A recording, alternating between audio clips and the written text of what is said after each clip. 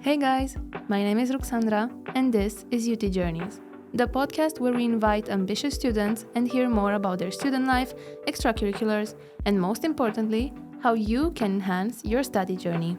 We are excited to host this incredible team of negotiation enthusiasts who help students develop their negotiation skills and gain confidence, both in their personal and professional lives.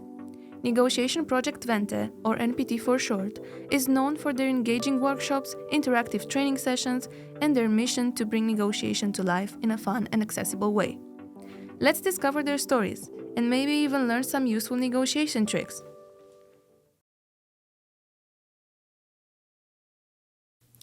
Hi guys, welcome to UT Journeys.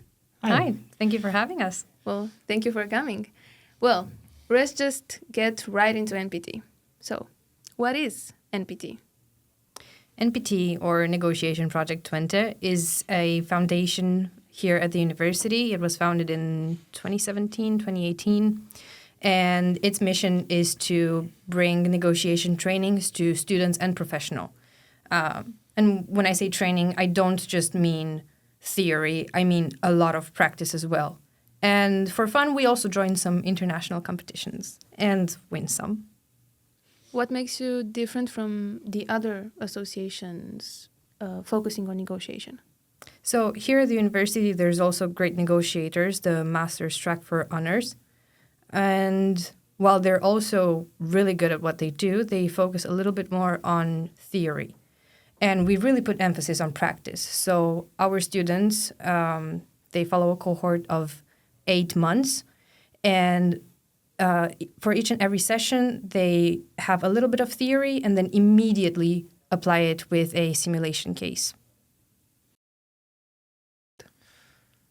Yeah, so NPT teaches for like around 8 months to their cohort, around 20 weeks. And each week, as Diana stated, we have a little bit of theory, and then you do the simulation to really put into practice what you just learned. Well, usually people have like a buffer of a week, so what they learned last week, they will implement next week.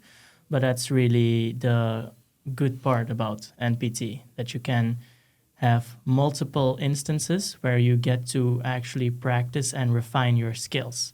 Because negotiation itself is also a skill, which will get better, or you improve it with repetition. So that's really what NPT focuses on, more the practical part. That's really just the core of NPT. Apart from that, we may have some drinks or activities with our cohort that year. Are the cases confidential? Are you able to tell like one or two sentences a case that the students had or will have? So most of them are based on real life scenarios, but they are fictional. So for example, you could be representing a cocoa farm, discussing with a company that produces chocolate goods. Or you could be representing a football player that's going to retire and become a manager of a football club. It's that sort of scenario. And it's really fun to get into it. So really applied to real life as much as possible. Yeah. Yeah. Most of them are also business-related cases, though we do go a little bit into political scenarios as well. It does sound very serious, but it's really fun, I promise. Why do you believe negotiation skills are essential, both in personal and professional contexts? Well, it's not only about, landing the job that you dream of and negotiating a good salary. It's also interpersonal connections. So it can be, let's say, convincing your roommate to order takeout instead of cooking and having to clean dishes afterwards.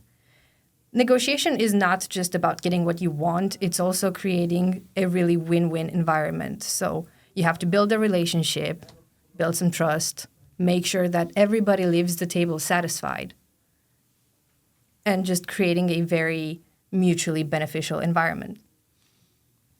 Yeah, I agree with what Diana said. I also have my own take on this, where negotiation is like an umbrella term. Like, you can be good at negotiation in the same way you can be good at cooking, but what does that really mean? It has a lot of skills, soft skills that are used in negotiation. So if you're a good negotiator, you're more saying that you can communicate effectively with others, you can build relationships well with others, and you can effectively manage through difficult situations without really undermining the other person's feelings or making them feel undervalued or as if they're getting the short end of the stick. So in that sense, being a good communicator and being able to persuade others into your own direction without having them feel like, okay, I'm just giving in or you're annoying them to saying yes. I believe that's really what negotiation is, or the skills you learn when you are negotiating. Mm-hmm. Diana, you mentioned that basically it's a win-win environment, and I feel like that is not discussed enough. I know a couple of people, and I assume there are more people that just assume that negotiation is like similar to manipulation in a way, you know? So basically you just convince someone of doing something just for the sake of you wanting it, per se. I mean, fair. Sometimes there are cases in which you have to build the course of the conversation yourself. So you guide the entire flow of the conversation. Mm-hmm. But it's not really manipulation because you really have to put emphasis on the fact that negotiation is for two parties and for both parties to win something. So let's take a salary negotiation as an example, right? As an employee, I want more money. And as a company, I don't want to spend that much money, but I really want someone who's going to bring value to the team. So by emphasizing everything that I can bring on to the team, maybe I can get something in return. Or I can say that I want a higher salary in exchange of less vacation days because I'm anyway going to be working. You mentioned earlier that there are also a couple of competitions included in like being in a negotiation project Vente. Could you tell me more about that? Yeah. So currently we send teams to 4 competitions. So there's the negotiation challenge, the Warsaw negotiation round, the Global Negotiation Conference, and the Dutch Negotiation Open. Now, out of these, the negotiation challenge is the oldest, and that's the one that this year, in 2024, our university had the honor to host it. But usually it's in other places, like a few years back it was in Rome or Japan. Next year in 2025, it's going to be in Cape Town in South Africa. So we're really excited to send a team there. And last year, I also had, well, this year technically, last academic year, I had the honor to be in a competition team that won the negotiation challenge. And yeah, it's not only a great place to, showcase your negotiation skills, flex some little good brain muscles, but it's also a really nice place to build connections because after this competition, we now have, as NPT, have connections with universities from Poland, like universities of Lazarski and Silesia. In Greece, we had a partnership with the Negotiation Association there from Athens. From the US. Also from the US. Also from the US, of course. In the final, there was University of Columbia that attended. They actually got 3rd place, and 2nd place was University of Silesia from Poland. Really a bunch of great people. And Rome, of course, University from Rome. Nice, very nice. What about you, Pavel? Yeah, last year, I think, I went to the Warsaw negotiation rounds. And it's basically the same as what Diana mentioned about not only being able to showcase your skills, but also building great connections. As the name itself states, it's held in Warsaw annually, this year as well. And going there last year was actually very great for me because during the whole cohort, you're actually building up to one of the competitions. At least I was, like my mind was, I want to go to a competition. And then going there, it's really awesome because you get like-minded people. Everyone's really passionate about negotiation. You get to learn the Polish culture as well. And they really show you around Poland as well, which is all amazing, but also a bit exhausting because doing the negotiations as well tires you out. So you don't have a lot of mental capacity after that. But after the round is over, you still have a couple of days, so you get to know people more and you get to, again, look around Poland. And I think this is the same for every competition. If you go to TNC, when it's not, so the negotiation challenge, when it's not in the Netherlands, you also get to explore the city. If you go to Global Negotiation Conference, that's held in Zurich, Switzerland. So you get to explore that as well. So it's an awesome opportunity coupled with basically a little small vacation with friends. For me, it was also very funny because I was in Poland negotiating against people from there and also building connections with them and building a bond. And then this year in the negotiation challenge that was held in Twente, a lot of those people were also present here. So getting to see them again and just seeing them in negotiating also brought a lot of nostalgia for me. So for me, it was a lot of, I built a very small network and then I see them again and it was just like, oh, this is great. That sums up my experience in Warsaw negotiation rounds, really. Yep. And to talk a little bit more about the Global Negotiation Conference, that focuses a little bit more on multilateral, so there's not only two parties, political negotiations. So it is kind of similar to a model UN, but it's a lot more focused on negotiating a topic. So, for example, this year, it was AI. And there's also a bunch of speakers that just come there and they do like a little speech. They talk about what they do, how negotiation has impacted their field. Like, for example, I'm not joking, the president of Finland or the prime minister of Finland just popped by in one of the days. And it was just amazing. That sounds very nice. How do you choose the team that goes to a competition? So first of all, they have to want to go to a competition because it's not for everybody. So basically you're expecting them to come up to you and they say, I want to be in a competition. Like, this is something that I want. And then you're going to train those individuals that want it? Or do you select a few members and then see who is the best? So it's a little bit of both. Of course, students have to have the drive to prepare more, to go and study a little bit more, to put a little bit more effort into their craft. But we also need to offer them more support so they get a little bit more in-depth feedback, or they can get an extra session of negotiation, of practice. And we, of course, facilitate practice negotiations with some of the universities that I've mentioned previously. I understand. So there is a possibility for students that are preparing for competitions to also negotiate with people outside of their group.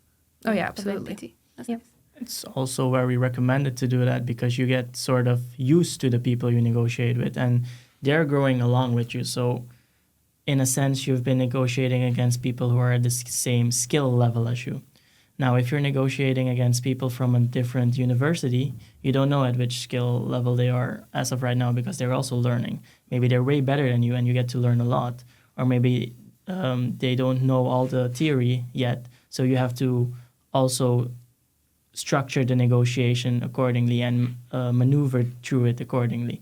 And each of these instances are extremely good learning points for you as a negotiator, because you won't get a team or a person to negotiate with, or even in real life, who knows everything you know, who knows how to structure a negotiation. So you need to preferably have the experience of handling that.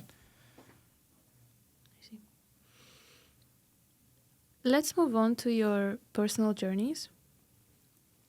I was wondering what inspired each of you initially to join Negotiation Project Twente. It's a bit of a funny story. For me personally, it was just a friend of mine that said, okay, there's this foundation, they do negotiations, you should join because I'm joining. And I thought at first, like, me, I study computer science. I thought that I would have nothing to gain from learning how to negotiate. But then I also thought, well, I'm not really good at public speaking. I'm really bad at expressing my ideas. I could get a little bit of help with all of that. And then, of course, negotiation. Well, it's good to get a salary when you start to work. That's, yeah. I guess we could say that you were dragged into it. And now you're chairwoman. And I'm chairwoman. Congratulations on that. Thank you. I did get a little bit dragged into it, but I just fell in love on the spot. It was amazing. Is the person that dragged you in still in the, I don't know, in the board or in the, like, involved in NPT? Yes, but not officially. Not officially, just like a part-time hanging around. So he's still part of the alumni community because the alumni community of NPT is huge. As I've said, every year we have 25 to 30 students that join. So since 2017, that's quite a few people. And people that have been part of NPT usually tend to stick around, which is absolutely amazing. What about you, Pavan? For me, I honestly just saw the sign-up form, and I was like, it was the beginning of my first year here, and I was like, okay, this seems interesting, and I don't have anything else to do right now, so I'll just sign up. And coincidentally, a couple friends of mine from my study were also going, which I didn't know, so I met them at the tryouts. And I also already liked, okay, I'm seeing familiar faces. And then during the tryout, I got to actually do a simulation, and I was like, okay, I'm hooked. I really like this. I think I also had an enthusiastic person supervising who also gave like a little bit of hints, like, okay, this is what you could have used. You could have, for example, I'll just say you could have used odd numbers, or you could have anchored a bit better. And for me, it was like he was reeling me in. Like, you're just throwing these terms, and I'm like, now I'm curious. What do you mean? Why would they work?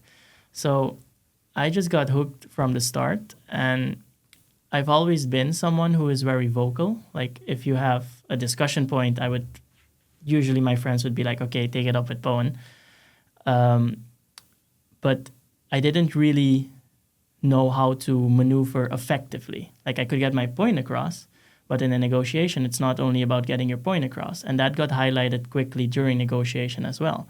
So I also had a drive to learn. I was hooked in, and I had an improvement point all identified within the first few weeks of negotiation, and that just kept me going. Then you really knew what you wanted. It was clear from the start. From the start, for me, it was clear. Then how was your journey in NPT? So you started in first year. Mm-hmm. You were a student in the first year. Mm-hmm. What did you do in the second? In the second, I joined the board of NPT. I was the treasurer, and I showed up at lectures a couple times to give feedback as well. So I also stuck around with NPT because for me it was just, it's given for free. And then I was like, okay, I'll try to give back in any way I can, because I really loved the development I was able to do, the connections I made, and the opportunity I had to participate in the competition. For me, it was just, okay, if I can give back in any way, I will try to do so. And I also did this year as becoming a teacher for this cohort. That's nice. That's very nice.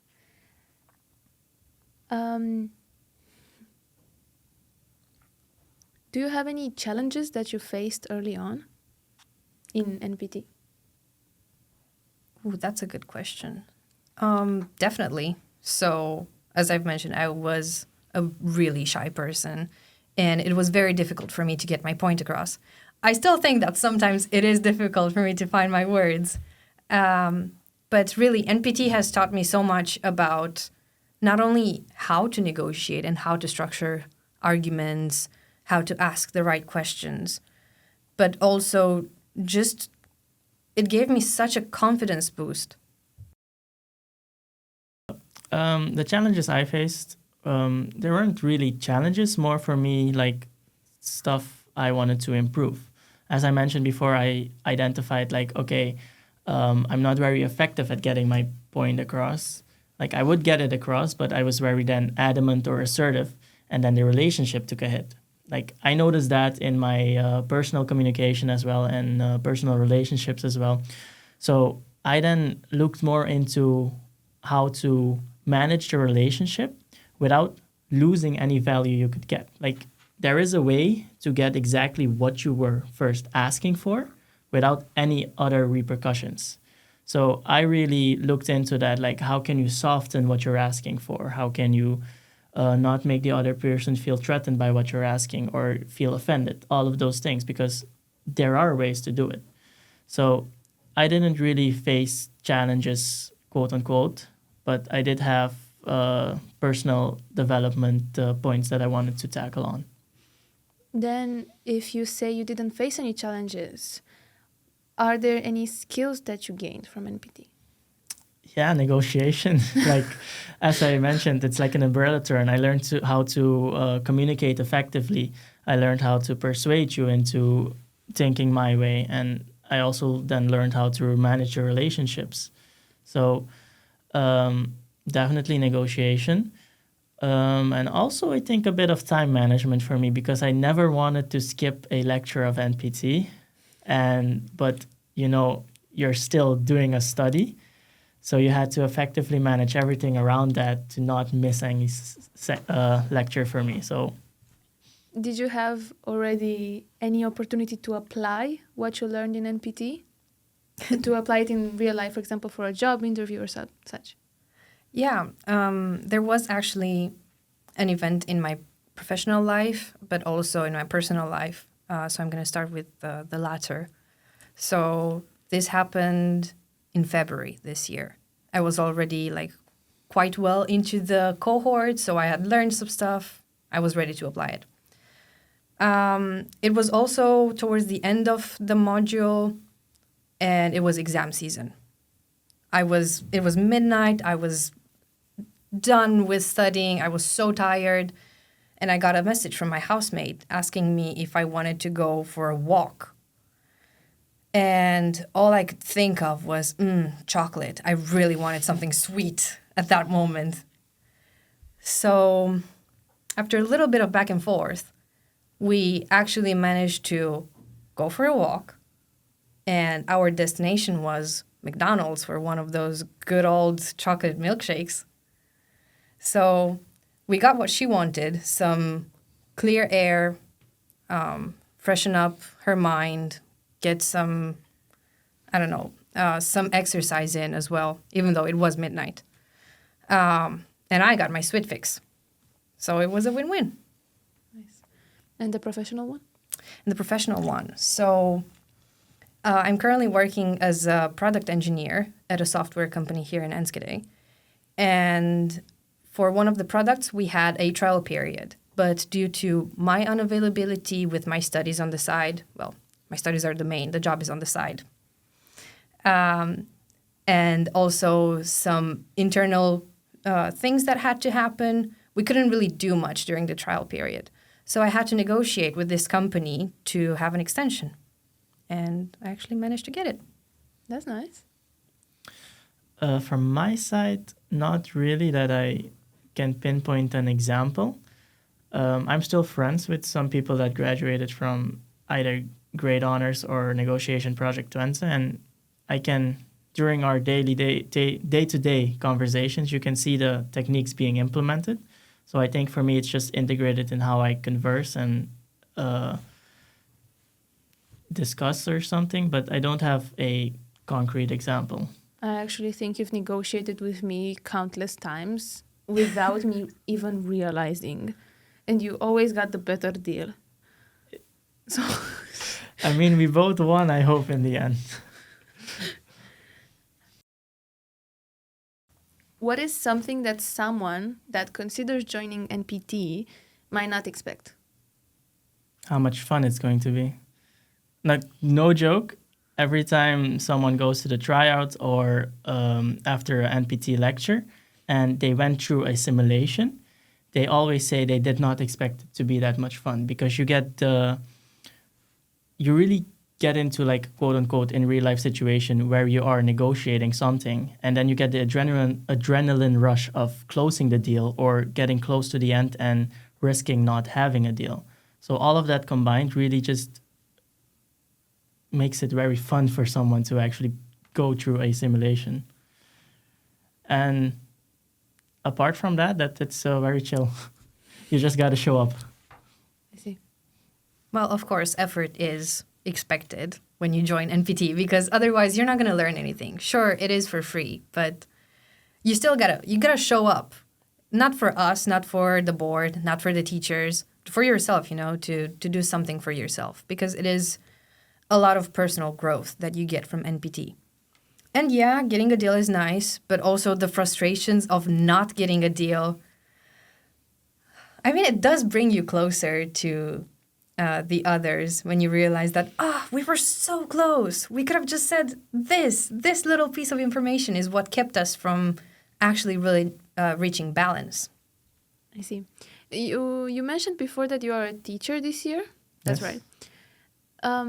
But you're still a student. So I'm wondering, is NPT student-led and how do you become a teacher? Yeah, NPT is 100% student-led. So all the board members, and I want to give a quick little shout out to them. So I'm really thankful to be working this year with Vinicius, Lara, Kevin, Didak, and Omar, who are all students here at the university of various levels. So they're all either bachelor or master students with different backgrounds, but also the teachers, Pavan over here, Vinicius, whom I mentioned earlier in the board, Luc Lefevre, and Alice Aloyan, who actually is a Great Negotiators Honors graduate, and myself. We are the teachers, and yeah, we're just having a blast, sharing what we know. How do you become a teacher? You just apply. So you do have to have some sort of negotiation training. You need to either be an NPT graduate or a GN graduate. But other than that, just apply, be motivated, and that's it. So it's an opportunity open to everyone that has like some negotiation skills. Absolutely, yeah. That's nice. Let's go back to like takeaways and biggest lessons. What is the biggest takeaway or lesson from your experience in negotiation project Vente? Well, I wouldn't say it's my biggest takeaway, but the most important takeaway you can take from a negotiation training is just ask. There's no reason to not ask. If you get a no, you got the no. You're not better or worse than when you were before asking, but the chances are very high that you can get a yes. And I think this has been said in multiple occasions on multiple other circumstances, like you should always just ask. But negotiation actually just ingrains into you that you ask for it. Like it just becomes second nature for you. You won't hesitate to ask, you'll hesitate how to ask. Can you give us a couple of examples of questions that we might want to ask? So I was referring to when you want something. Like, could you state exactly what you mean? Like, what questions? Are you asking for examples or? Yeah, an example. Or, for example, something that we should avoid. That was actually one of the questions that you could ask. That is a very good, yes, observation. See, ingrained. Yeah. Avoid and to do. Avoiding questions would then be asking personal or... Close-ended questions as well. Yeah, close-ended also have their purpose, but personal questions in the form like you're questioning their integrity or why they do something. So questions starting with why, because then it could be perceived as if you're attacking them in a sense, like, oh, why didn't you do it? That's pretty normal. But why didn't you do it when you did something else? Now you're actually attacking them. So you have ways to ask questions. And to-dos is just always ask. Like in every science or in every book, they will tell you to ask questions and then get validation. So I think one of the best practices is a three-way communication where you ask a question, they answer the question, and then you restate what they said to make sure that it's properly communicated. That's also a common practice. Since I'm talking, I'll also go into my biggest takeaway of negotiation. And I actually learned how to manage relationships then, because I stated that was one of my learning goals. I learned how to ask for what I want after knowing what the other party wants, because you can't ask for a foot and then get it without them unless you're... No, you just can't ask for a foot and ask them to not care. A foot? Are we talking like... Like literally a limb. A limb, okay. As an exaggeration. But learning how to ask for what you want and then making them feel as if they're actually gaining something as well, or properly conveying that they're also gaining something from this as well, which also goes into sales a little bit. I think that's my biggest takeaway. You should go into sales. I am actually, thank you. With the costume, it suits you. Thanks. Yeah. Sales. Yeah, fun. What about you, Diana? For me, I think the biggest takeaway was it's okay to not be always talking. My biggest fear was public speaking. And I found out that there is an actual balance in a conversation. Like you don't win a negotiation by talking the most or talking the loudest. Technically, you don't really win negotiations. You just reach a balance, but still. And there is an actual art of listening. And yeah, questions like Pavan mentioned, they are part of this art of listening. But there is so much more to that, and it's so important. Not only being empathetic, but also just think critically when you listen and make sure that you genuinely take into account what the other person is saying, not just, okay, in one ear, out of the other, doesn't matter, I'm going to continue with what I want to say. I am wondering how big is a team in general for a negotiation competition? And if you have, for example, a couple of different people, like what are their roles in the team? Yeah, so we work with teams of 3. That is the maximum allowed in competitions as well. But you could participate technically with also a team of 2 or by yourself. There were people that participated by themselves in the negotiation challenge this year. And with the team of 3, usually we have 3 different roles that we like to divide, just because it is easier to focus on one thing. So we have the lead negotiator. They are kind of the strategic mind of the team. And for me, in my team, that was Richard Botez. And he was the one that was in charge of keeping the negotiation on track, making sure that it has a certain structure, making sure that the flow of information is going in the right direction, that we're playing the information game and we are getting what we want. Then there is the relationship builder. And again, in my team, that was Artur Dilewski. He was in charge of, maintaining the relationship, making sure that there is no conflict at the table, making sure that both parties feel understood and that they are for sure going to be leaving the table thinking that, okay, I didn't lose face. I got what I wanted, and they also got what they wanted, and that's okay. So just making sure that there's balance. And lastly, that it was me. I was the number cruncher. And it sounds very funny, but the number cruncher is in charge of making offers and making package deals. So, for example, when in a salary negotiation, you're juggling with, salary itself, paid leave for vacation, sick days, bonuses, etc. And each of these have different priorities. And the number cruncher's responsibility is to make sure that each offer that is given is at least equally valuable as the last one, making sure that the team doesn't lose, and also taking into account all the requests that the other team has made. Damn.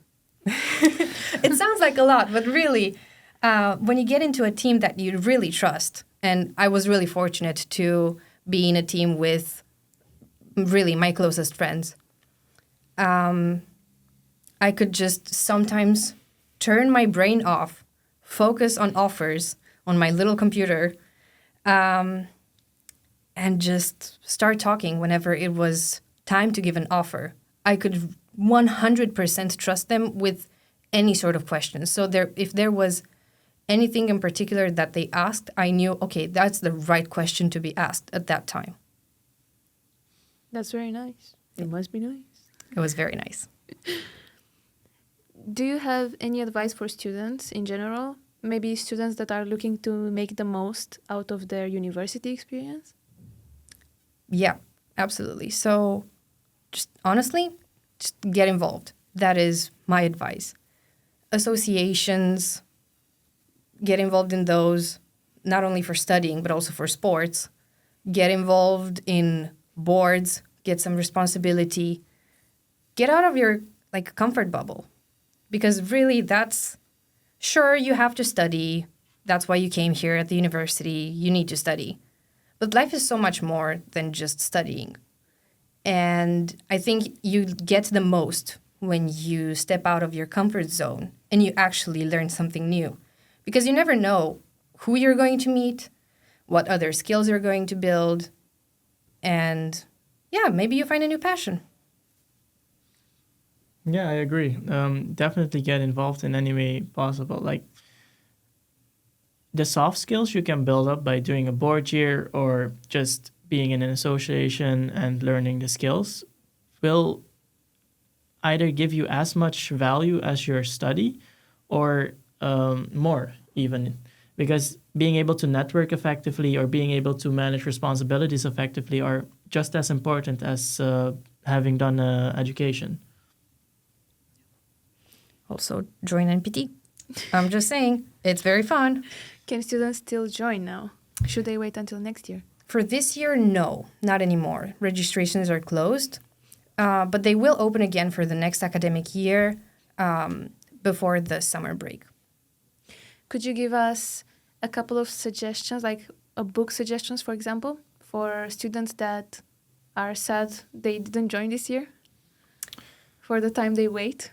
Well, then the best one we can recommend is Never Split the Difference, because our lectures are based a lot of the content of that book. It's by Chris Voss. Then you have Getting to Yes, or just Getting to Yes. Yeah. It's also an amazing book. And there are a load of books on the topic of negotiation, which you can look into or read and apply the skills yourself, because they also build a story around the skills which serve as an example of how they will assist you in real life, let alone professional settings. Nice. Yeah. Thank you so much, guys. Thank you for Thank you. joining me. Thank you for having us.